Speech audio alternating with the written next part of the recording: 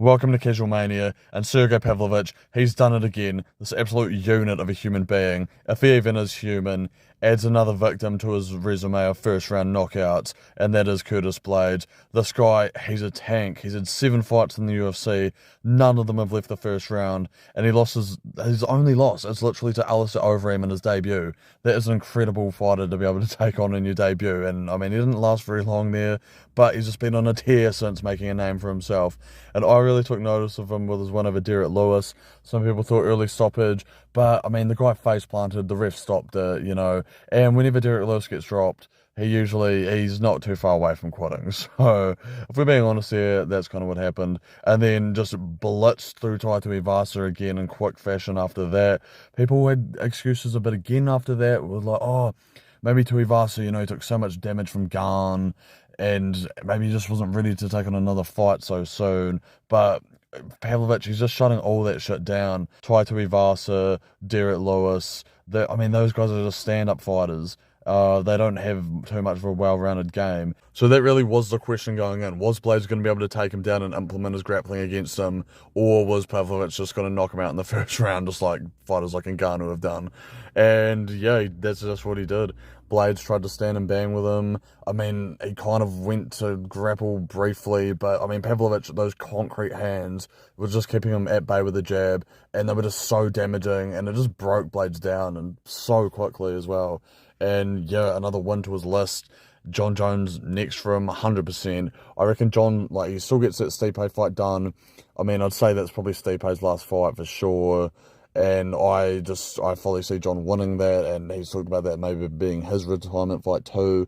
But nah, Jones deal with Stipe, then fight this Pavlovich guy, and let's see what happens, because I think that's a pretty interesting matchup. Instead of getting Ngannou, this is what we can get instead, because people were wondering about how Jones would deal with it at heavyweight. And just, yeah, this guy, he's a menace. He's a menace to the heavyweight division. And even if he does fight Jones and Jones is able to beat him, we've seen what he's done to the other top contenders of the division. So as soon as Jones is gone, I'd say this guy becomes champ pretty easily. And I don't really see too many other people able to deal with that. Maybe someone like Cyril Gane. That would be a pretty interesting striking matchup. And you could possibly do that in the meantime if Pavlovich is wanting to do it, but he said he wants the title shot, and it's pretty hard to deny him after the streak that he's been on. He's just been starching guys left, right, and centre, so you can't deny this man anymore. He needs the money to put into the pokies. That was one of the funniest posts I saw of the day. Early morning, no stress, no anxiety whatsoever. He's just playing the pokies, jumps into the cage, gets a first round knockout, and he's back on blowing his performance bonus. So, it's hilarious. And anyway, further down on the card, the co-main event, we had Bruno Silva defeating Brad Tavares by TKO in the first round as well. Pretty good win for Bruno Silva to get back on track. He suffered 2 back-to-back losses, Alex Pereira, Gerald Meerschaert, so wasn't really looking too good for him. Even though he had a better performance against Alex Pereira than I think people were wanting to admit, than people might remember. I thought he actually did all right there. But yeah, he's back on form with this one. And then Bobby Green, Jared Gordon, no contest, clash of heads. Controversial because, I thought that looked pretty intentional. They were like, oh no, he's throwing an elbow or whatever.